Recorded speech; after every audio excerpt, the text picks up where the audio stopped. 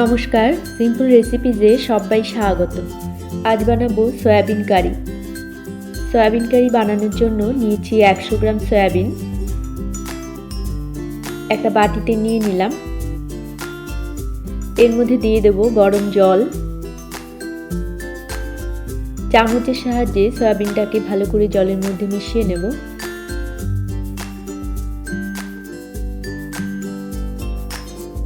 ঢাকা দিয়ে 5 মিনিট রেখে দেব। 5 মিনিট পর সয়াবিনটাকে জল থেকে তুলে নেব।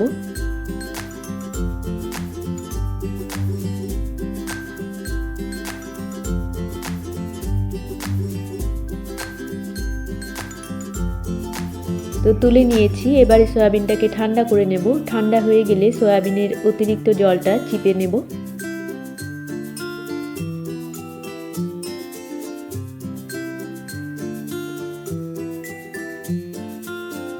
জলটা চিপে নিয়েছি। এবারে এই সয়াবিনের মধ্যে দিয়ে দেব 1 টিস্পুন ধনের গুঁড়ো, 1 টিস্পুন লাল লঙ্কার গুঁড়ো, 1/4 টিস্পুন হলুদ গুঁড়ো, 1/2 টিস্পুন লবণ, 3 টেবিল স্পুন বেসন। ভালো করে মেখে নেব।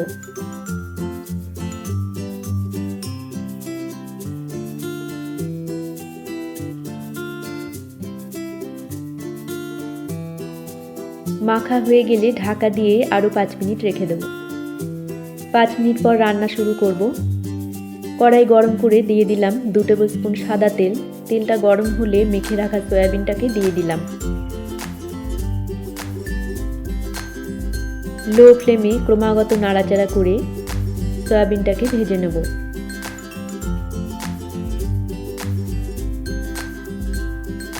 মিনিট 5-6 সময় নিয়ে লো ফ্লেমে সয়াবিনটাকে ভেজে নিলাম। ভাজা হয়ে গেলে তুলে নেব।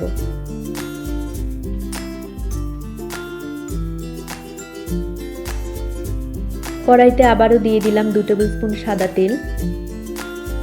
তেলটা গরম হলে দিয়ে দেব একটা তেজপাতা, একটা দারচিনির টুকরো, একটা জয়িত্রী ফুল টুকরো করে নেওয়া, 1 টিস্পুন গোটা জিরে। ফোড়নের মশলাটাকে কয়েক সেকেন্ড ভেজে নেব।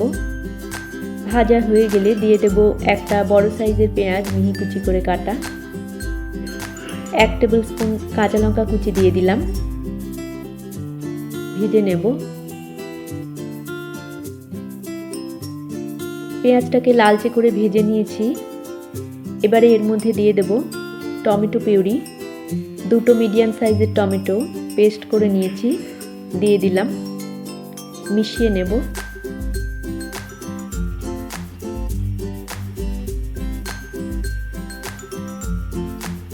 1 টেবিল স্পুন ধনে গুঁড়ো, 1 টিস্পুন কাশ্মীরি লাল লঙ্কার গুঁড়ো, 1 টিস্পুন লবণ, 1/4 টিস্পুন হলুদ গুঁড়ো, 15-20টা রসুন কোয়া মিহি কুচি করা দিয়ে দিলাম। কষিয়ে নেব।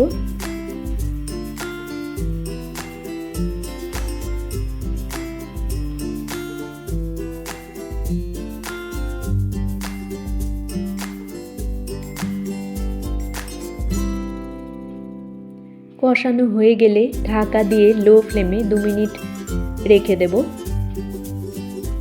2 মিনিট পর ঢাকাটা খুলছি।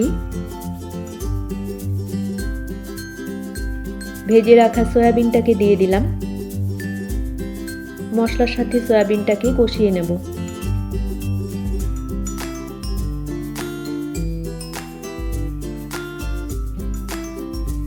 মিনিট খানেক সময় মিডিয়াম ফ্লেমে সয়াবিনটাকে কষিয়ে নিলাম। 500 ml গরম জল দিয়ে দিলাম।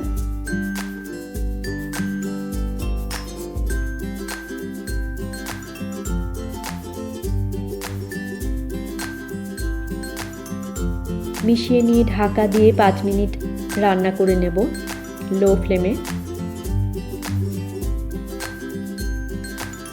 ঢাকা খুলে দিয়ে দিলাম 1/4 টিস্পুন গরম মশলা, 1 table spoon kasuri methi dry roast করে নেওয়া। মিশিয়ে নেব।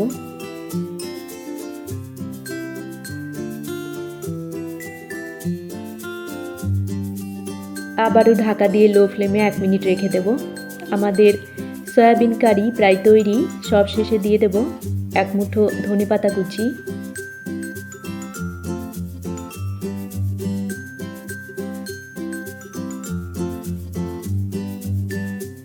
মিশিয়ে নিয়ে ফ্লেমটাকে অফ করে দেব।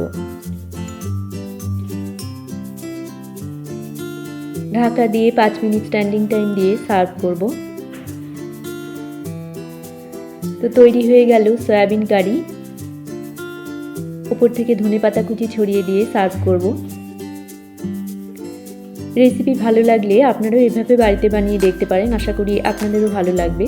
সবাইকে ভালো থাকার শুভেচ্ছা জানিয়ে আজকের মতো এই পর্যন্তই। দেখা হচ্ছে পরবর্তী পর্বে। ধন্যবাদ।